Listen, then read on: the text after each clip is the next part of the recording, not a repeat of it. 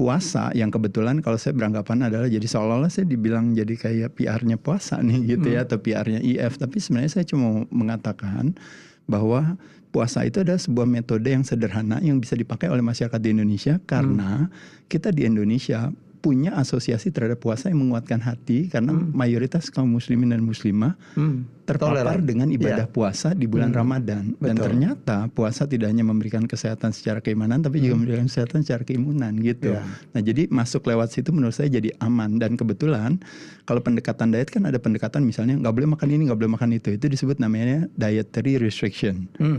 Atau kita bilang makannya nggak boleh kebanyakan ya, mesti segini aja. Nanti dihitung ya jumlah takarannya. Nah itu disebut namanya calorie restriction. Nah tapi ada satu lagi pendekatan diet yang disebut dengan namanya time restriction. Nah time restriction adalah yang disebut dengan namanya mengatur jendela kapan ya saya boleh makan, kapan saya tidak makan.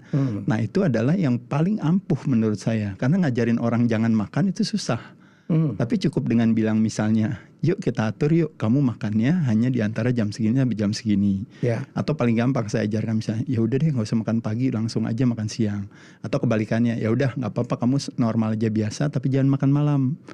Misalnya, nah jadi dengan dia meng-cut nggak makan pagi atau tidak makan malam, atau dia cut dua-duanya, dia hanya makan di antara jam 12 sampai jam 6 sore, selebihnya dia minum aja.